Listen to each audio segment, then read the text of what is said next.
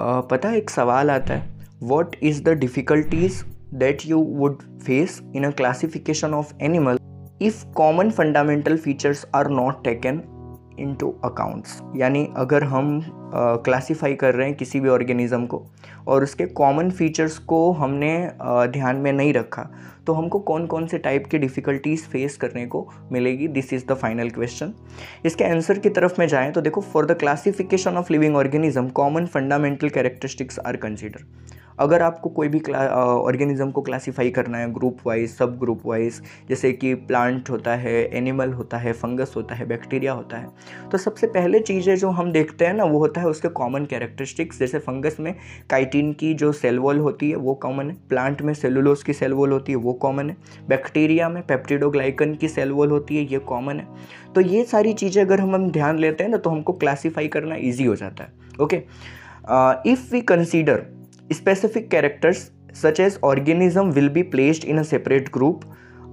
the entire objective of the classification would not be achieved। अगर हम classify करने के लिए प्रॉपर उसके जो ग्रुप्स होते हैं उसको हमने ध्यान नहीं रखा, उसके जो कैरेक्टरिस्टिक्स हैं उसको हमने ध्यान में कंसीडर नहीं किया, ऐसे रैंडमली ऑर्गेनाइज कर दिया, तो हमारी जो क्लासिफिकेशन का जो पर्पज़ है ना वही अचीव नहीं हो पाएगा, यानी हमारा क्लासिफिकेशन अच्छी तरीके से नहीं हो पाएगा इन शॉर्ट। ओके,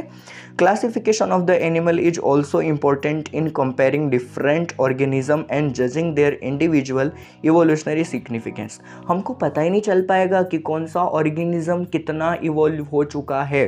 हमको प्रॉपर जो इवोल्यूशन का सिग्निफिकेंस है ना ये भी नहीं पता चल पाएगा कि हमारा जो पर्टिकुलर ऑर्गेनिज्म है उसकी ग्रोथ 4 साल पहले कैसी थी, 4 साल के बाद कैसी है, क्योंकि हमने कैरेक्टरिस्टिक्स के ऊपर तो ध्यान ही नहीं दिया। यानी अगर आप कैरेक्टरिस्टिक्स को फोकस में रख करके क्लासिफिकेशन करते हो तभी आपका क्लासिफिकेशन वैलिड माना जाता है। Okay,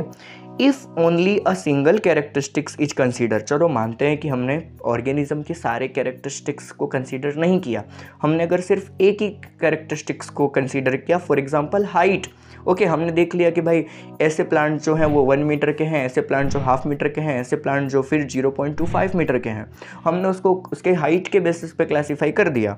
then the objective would not be achieved. हमको पता ही नहीं चलेगा कि जो पर्टिकुलर हाइट में डिफरेंसेस आ रहा है उस डिफरेंसेस के थ्रू क्या सच में वो सारे ऑर्गेनिज्म एक ही कैटेगरी में रखने लायक हैं, फिर तो हमको डिफरेंट वैरायटी मिलेगी। ऐसा भी हो सकता है कि एक ही स्पीसीज़ के ऑर्गेनिज्म की जो दो हाइट है वो अलग अलग हो, तो ये पर्टिकुलर हाइट में जो प्रॉब्लम्स आ जाती है ना, यानी आपको जो ऑर्गेनिजम्स हैं उसकी हाइट या फिर जो प्लांट्स हैं उसकी हाइट या फिर सिर्फ उसके साइज़ को देख करके आप क्लासिफिकेशन नहीं कर सकते। तो सवाल में जो पूछा था आपको कि what is the difficulty that you would face in a classification of animal